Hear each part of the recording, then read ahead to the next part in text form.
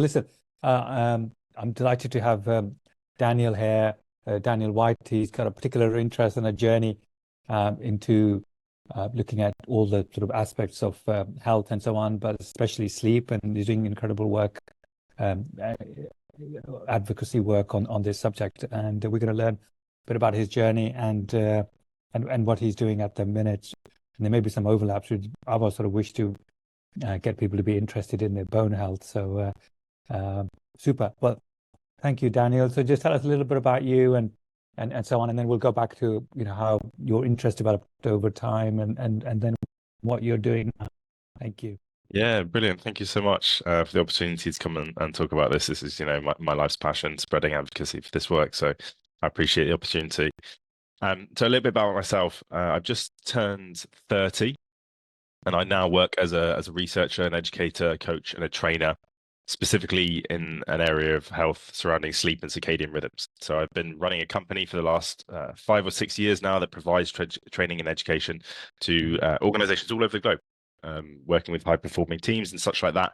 And I also have another arm to what I do, and that is working as the chairman of our charity, so the Sleep Better, Live Better Foundation. And I really began this work about 4 or 5 years ago, as you said, as a huge advocacy piece to help, I suppose, go back to the roots of the challenges that I suffered as a child, and to help provide education, tools, intervention, support to a future generation of youth that otherwise may not have it, but whom are very affected by many things that I was, in the early stages of my teenage and adult years, when my health was, rocked in many ways, and especially my sleep. So those are the two arms of the kind of things that we're doing now. Really excitingly at the moment, and maybe we can share some of this in the notes of today's podcast. We're just about to publish a paper based on a huge research study, probably world first, or first of its kind at least, conducted in Guernsey in the Channel Islands where I live. So we've been providing at mass education and like physical tools. Maybe we'll talk about some of those throughout the episode, to children and teenagers, and seeing phenomenal improvements in health. So I love, and I'm wedded to this area of health education, primarily because of my own experiences in my youth. It's great to have all these accolades now and to be doing this fantastic advocacy work, but that wasn't always the way for me. In my teenage years, I was very heavily addicted to technology, probably one of the first children I knew in school who had an iPhone, a laptop, computer, big gamer, staying awake, later and later into the night, spiraling into a bit of a hole of, being very overweight, ending up very depressed and anxious, and suffering with a lot of challenges that I now at least understand to be a natural cause of deficiency in time outdoors and sunlight, and overexposure to technology and light and the wrong types of food, and all of these pieces of the puzzle that I kind of joined together over the last 15 years. Initially studying psychology, trying to understand, I guess, my behavior a little bit more. Then segueing into nutrition for my master's, and finding functional medicine, which is a really, what we would probably say is holistic, that term gets thrown around a little bit, but holistic approach to health and well-being. So over the last 15 years, really developed this very deep appreciation for the interconnectedness of all these seemingly disparate areas of health, whether it's our emotional or our spiritual health, our nutrition, our movement, our environment, our light exposure, our sleep, our circadian rhythms, all of these things. And I suppose the most recent part of the puzzle, I won't say the last because you never know, but the most recent part of the puzzle.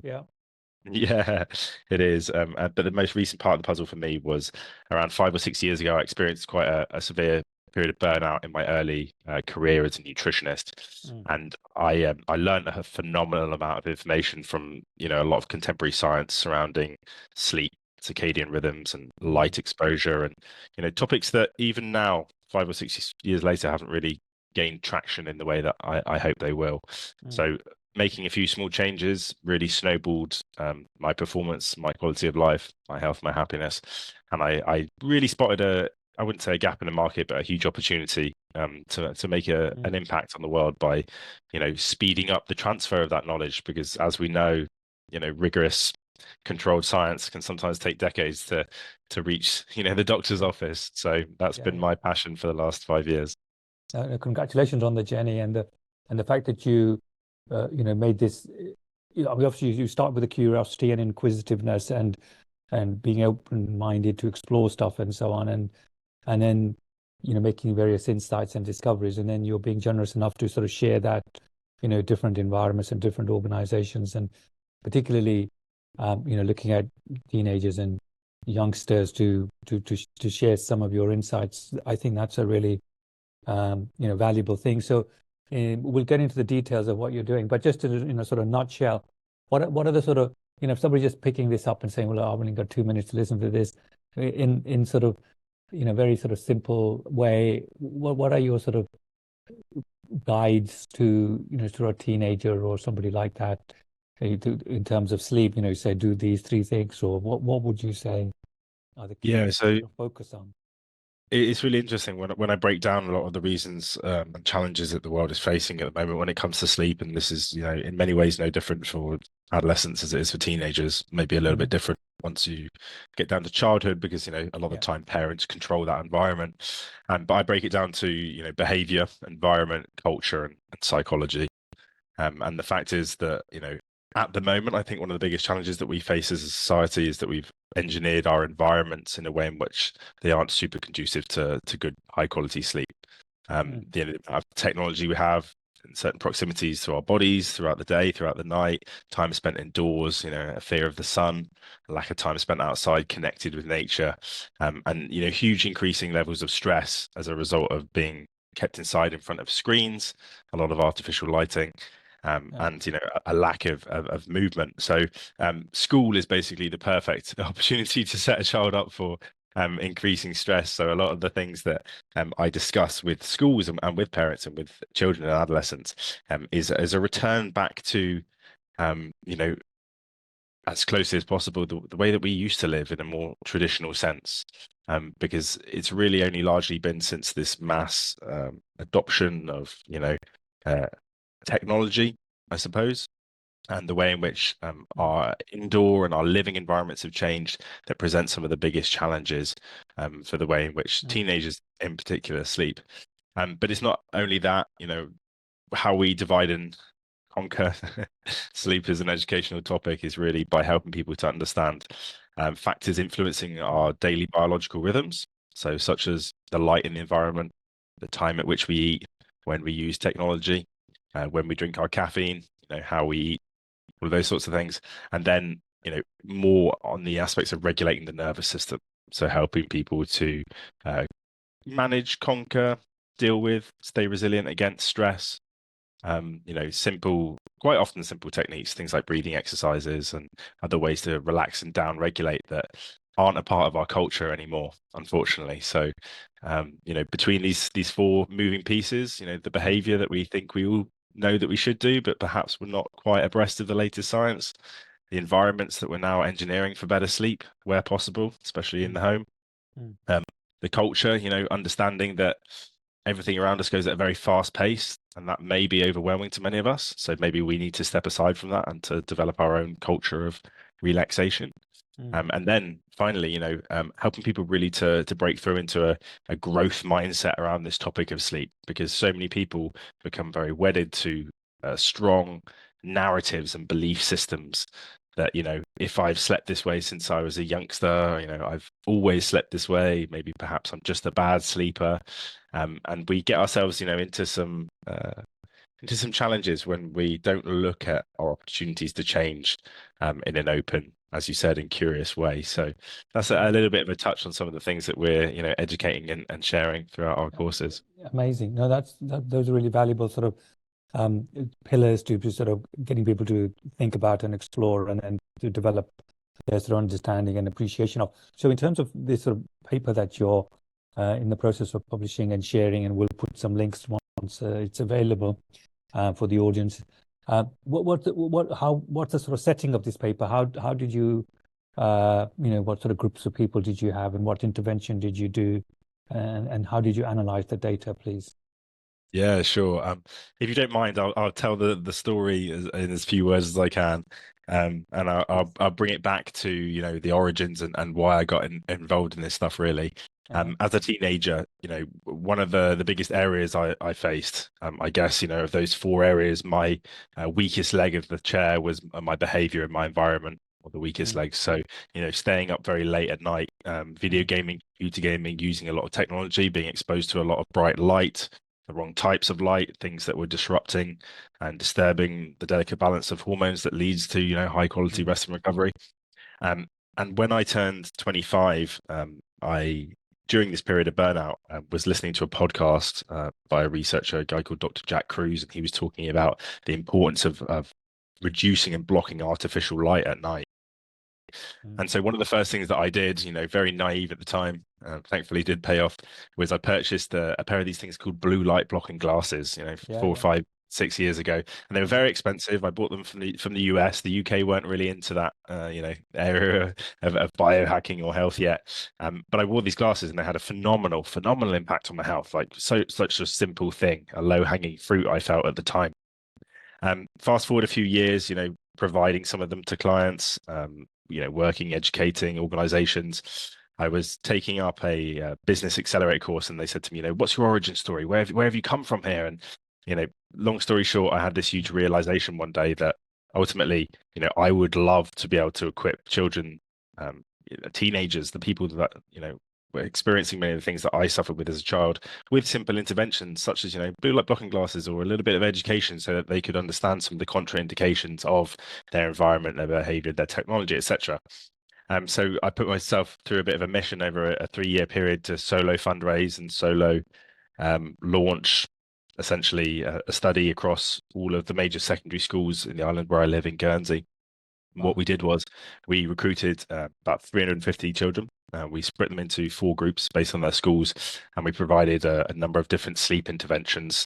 For comparison reasons, we split them across groups. So in the first group, we gave them all a pair of these nighttime amber lens blue light blocking glasses. That's all we did. We said to them, put these glasses on for a few hours before bed.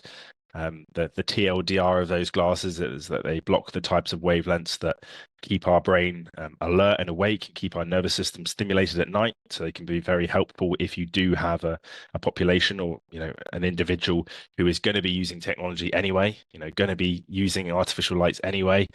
One of the really simple low-hanging fruit for that individual may just be blocking or filtering or reducing the light that's actually hitting the eyes in the evening, is keeping them awake. So we did that for the first group. In the second group, we combined that intervention with an education intervention. So we did 2 back-to-back, week-to-week education workshops where I taught students about circadian rhythms, about the basics of sleep, about simple like circadian hygiene around being outdoors, getting light exposure throughout the daytime, when they were consuming, if they were consuming caffeine, their light environment at night. I taught them some breathing techniques. And we looked over a number of other simple kind of sleep behaviors, I suppose, that they could then look to implement. In the third group, we just provided the education, so with absolutely no glasses whatsoever. And then the fourth group we had as a waitlist control group. And so whilst it was hard to generate a pure control, because we didn't want to fundraise for pairs of kind of sham glasses, if you like. What we did was we had a number of students that we just put on a waiting list, so we didn't provide them any of the interventions. But we measured over a period of a month at 2 time spots, week 0, week 2, and week 4. We used the sleep disturbance questionnaire to look at questions, basically roughly ranking indices of sleep quality, sleep consistency, the stress and anxiety that these children or teenagers face before bedtime, and then their levels of next day alertness. And what we found, as you might expect, is when we combined the glasses intervention with the education intervention, we saw some of the best outcomes. And so we had a huge data set. I think kind of standard attrition levels probably of about a third or something like that. And we analyzed all of this data, and we performed man-over analysis, statistical analysis. And we found that we had made statistically significant improvements in the combined group across all of the variables. That the blue light blocking glasses alone group had made improvements in all areas aside from the stress and anxiety they faced before bedtime. That was a positive trend, but not a significant one. The education resulted in improvements, but none of which were significant. There was still a very positive trend there. And as you might expect, the one who received no intervention saw no changes. So we're publishing that paper as a white paper initially. We may look to submit it to an academic journal in the long term, but it's really our first attempt at generating evidence and data that can support us to upscale educational solutions and other tools for children across the world. And so we're looking forward very much now to September, and we've got some huge fundraising and education rallies going on to really make the most of that hard work that we put in developing that data. Amazing. Well, congratulations. So yeah, it's always very effortful, isn't it, to do something from a standing start and to get people to be interested in a topic that isn't something that's at the forefront of their thinking, and then engage them over a period of time and so on. So you were able to follow them up for week, so week 2, week 0, week 2, week 4, and was that the final time you were measuring stuff, or did you carry on afterwards? Yeah, so as anybody who has done field research of this kind will know, it's can be notoriously difficult to chase your participants around and make sure they comply with all the data measurements and things like that. But yeah, we had a very, very, very good return on the data from day 0 to 14 for all of the groups, and then for the final questionnaire, which was on day 28, unfortunately, some of the schools had, and this is just real world reality, some of them had problems with COVID, so we weren't able to gather our second lot of data from the combined group. But overall, a phenomenal amount of data and a real clear improvements, and then a maintenance of that improvement from weeks 2 to 4. And are you planning any sort of particular sort of follow-ups after a period of time, or because sometimes you have an effect of some intervention, and then after a while the effect dissipates, or you may have sort of good intentions or good behaviors, and then as your environment changes or your stimulus changes, your sort of reinforcing aspects get less, you'll become a bit more a bit sort of less focused on it, if you like. So I don't know whether you would have in your next intervention or something like that to see what the sort of persistence was. Yeah, and that's a really, really important point. For the first initial pilot that we did, because it was essentially me running the entire study alone, I didn't have time to do follow-up, and it wasn't necessarily on the agenda to begin with. But I think we can look at that from 2 directions. From a research point of view, the next research that we conduct, the next data that we gather, yes, it would be very wise of us to look, maybe 3 or even 6 months later to ask whether these improvements in sleep have been maintained. And then from an education point of view, it really, suggests that repeat follow-up yearly education reminders, in the same way in which, we have kind of yearly inductions in our organizations or in our schools on certain topics, and perhaps, having education pertaining to health, obviously, but especially sleep and circadian rhythms, would be a fantastic cornerstone of well-being and pastoral programs for children in schools. So it's a great opportunity for us to remind children, especially as we go into perhaps the winter months and times like that, because it's the period during which people tend to suffer and experience more challenges with their mental health. They have less contact with the outdoors, less contact with nature, usually higher periods of stress associated with deadlines, Christmas, all of those sorts of things. So I think a regularly yearly follow-up from an educational point of view, as well as next time looking at deeper data long term, would be really, really helpful.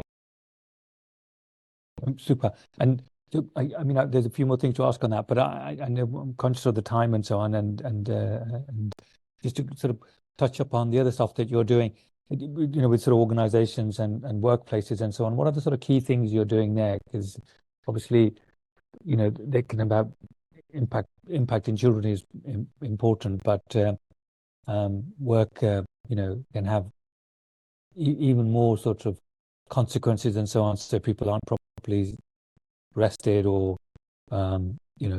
functioning optimally, they could lead to some risk and danger and all sorts of other issues. So what sort of things are you doing in the workplace, please? Yeah, it's interesting, and obviously we've seen the landscape of well-being within organizations change a lot over the last decade. I'd say more organizations now than ever before, in my experience, are interested and engaged in at least providing some introductory education for staff around a number of topics which are clearly obvious influence not only their health, but also their performance, engagement and such like that in the workplace. So I do a range of work with organizations, some of which are very proactive. So I may conduct, similar studies we've done previously, although we've not published them. We've collected data on the delivery of education programs in workplaces over the course of 4 to 8 weeks, sometimes 12 weeks. But then for the majority of organizations in this day and age, I think it's a piece that they would like to highlight and make people aware of, but not necessarily something that they invest into the delivery of a full program for. Obviously, there are so many different areas of health that are of interest to HR and management these days that they like, I suppose, to provide some initial awareness of topics so that those members of staff or those members of the team who can benefit more or perhaps are challenged in those areas can go a little bit deeper. So with organizations, the greatest impact I see, the best return on investment are those who, commit to a couple of workshops. Maybe they provide their staff with some blue light blocking glasses. Maybe they have some, team discussions and a little bit of a culture shift around how they're working. Often sometimes is really impactful alongside all the education.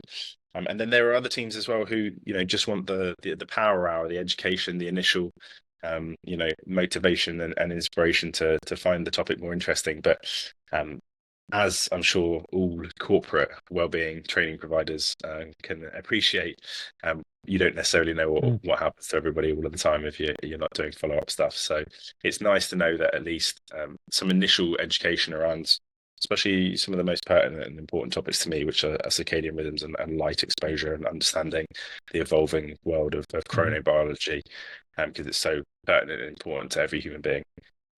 Just being able to get that information in the hands of people is a little bit like planting a seed, right? You don't know when the fruit might bear, but at least you've made aware of and planted that seed for curiosity in the future. Well, that's amazing. And so a lot of the people who sort of book with you for the workplaces and so on, is that through sort of word of mouth or through your website, or how does that piece work? Yeah, so for a really long time, come and find you, so for a really long time, I had quite a presence on LinkedIn. So I've taken a little bit of a sidestep from all of the marketing and the advertising and all these things that we need to do to get that message in the hands of the people, because I'm actually focusing primarily on our charitable things at the moment, because we've got a lot of initiatives coming up over the next 6 months. But prior to that, I would connect, I think, with a lot of organizations through LinkedIn, through word of mouth from other organizations that I've worked with, and tends to be very, powerful and effective ways. Recommendation is one of the best things, obviously, that can bring an opportunity to meet new people and form new networks and connections. So I've been really lucky that the quality of my work seems to speak for itself, and that's resulted in getting the opportunity to work with a hugely vast number of different organizations, from the PwCs and the KPMGs and the BCGs, the consultant groups of the world, large, sometimes multi-billion-pound organizations, all the way down to family offices and smaller regional banks, education institutions. Even my favorite was a cattery, the team of a cattery. There we go. Yeah, no, that's and is there a sort of an optimal sort of I know people are very individual and teams and organizations are very individual, but is there like a particular sort of package or sort of package of resources that you found to be helpful, in terms of majority of people? Is it one or two education? Is it, this follow up or that? Is there a sort of particular thing you think, you'd get 80% of value with 20% of effort and input and so on? Is there such a sort of like schedule that you think is worth suggesting people to try and then get the most benefit? Yeah. So do you mean in terms of the education provided, or do you mean in terms of the actual content of the education? Yeah. Well, I think more just in terms of must have education, must have classes and follow up for X period of time. And then, there's some of the key sort of headings as far as education is concerned. So you got to do all three of them. I mean, the intervention from the children is a good example. So you got to have the education, and you got to have the classes, and some sort of reinforcement over a period of time. Is it the same with adults? Yeah, it is, and I designed all of our educational programs off a stages of learning and a stages of competence model, whereby as human beings we go from being blissfully unaware of a topic and somewhat incompetent when it comes to the changes that we need to make or that we might like to make to improve that, up this gradual ladder of becoming more aware of something but still not being very well practiced. So having to set reminders or occasionally forgetting to do that new behavior or experiencing barriers and challenges on the way, up the ladder to where we become more conscious and more competent, and then eventually it just becomes second nature. A habit just becomes a long-term sustained practice that leads to long-term sustained improvements. So in that sense, my gold standard, the way I really love to educate, whether it's organizations or educational institutions, is providing training, usually over a course of 1 or 2 sessions, which is more theoretical. Certainly a lot of practical in there, just breaking it down, exploring an introduction to sleep. I like to educate people a lot about the importance and the understanding of sleep quality and sleep quantity, and really shifting that psychological narrative towards all of us can do this thing better, even if we can't do it more, for example. And then really diving into an understanding of our biological clocks, our circadian rhythms, the main, what we call Zeitgebers or time cues that entrain these daily rhythms, things in our environment, such as our exposure to light, the timing of our meals, our connection to nature, our proximity to technology at home, how we socialize, how we move, all of these sorts of things, piecing together a little bit of an ancestral story or an ancestral understanding of, going back to the time at which we all slept very, very well, and arguably, much better in terms of quality and quantity than we do these days. What has changed so much? Once you kind of visited all of those topics and understood, the implications of the temperature in the environment and the caffeine and the stress and the technology and all of that sort of stuff, it's great, I always say, to have that information, but knowledge is obviously only powerful when you implement it. And so the third training session that I provide for education in terms of institutions and corporates is always a more practical session. So I developed what I believe to be, I still look back now and I'm very proud of it, probably my piece de la resistance, which is a 10-step process. I call it my 10 steps to creating your personalized sleep improvement plan. So what I help people to do is consider, from the moment we wake up in the morning all the way through until when we go to bed at night, and perhaps, if we are experiencing dreaded wake ups in the middle of the night, what are we doing? How are we structuring our behaviors? Because ultimately everything that we do from when we wake up until we go to bed contributes towards our state of well-being, but especially the state that we find ourselves in prior to bedtime, and therefore our ability to achieve deep and restorative sleep.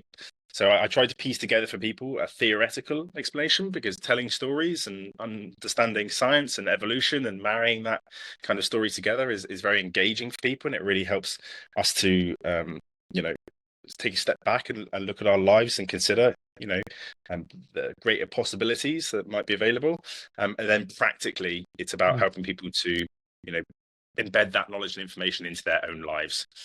Physical tools do help as well. I do go on about these blue light blocking glasses a lot of the time, because I think that in our culture we're exposed to so much artificial light that quite often these are such a low-hanging fruit and a simple way to get people sleeping better immediately, which usually leads to a growth in motivation and awareness and appreciation of like the other changes that you can make on top of that. And then there are lots of other physical tools. I'm not super big into too many gadgets, because I think the main staple of improving circadian health and improving sleep is in our behavior. So really focusing around the nervous system and the circadian rhythms, primarily with education and those tools. But there are certainly, some good interventions and good devices out there, from mattress pads that cool you down at night to things that you strap to your head that help you to relax, and guided meditations and breathwork programs and all sorts of things that can be the right key for certain people to unlock the challenges that they face when it comes to sleep. But I always say to people, unless you have a holistic and grounded knowledge of really all of the most pertinent things, and then you consider those in terms of your own life, it's very easy to just try different things. It's very easy to read a tabloid and think, oh, I'll try a lavender pillow spray tonight, and I'll download that mindfulness app.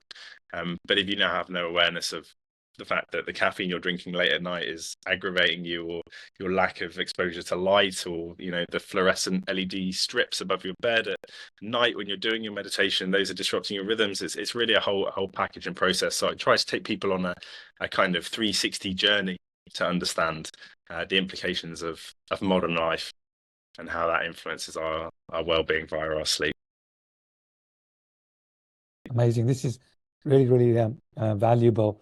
I mean, every time I have one of these calls, I always learn loads. And in fact, every time I see a patient in clinic, they're always teaching me stuff. So it's a real, it's been really valuable to spend time with yourself.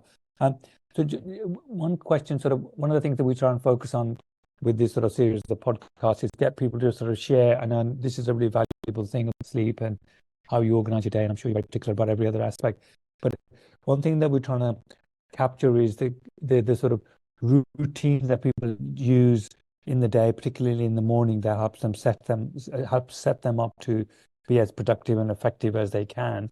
And obviously, somebody like yourself is always going to be adjusting and fine tuning things and so on. So, is there a handful of things that you are able to share as we close with the listeners that you find to be particularly effective, or the ones that you're sort of are quite sort of protective of in your day, even when you're busy?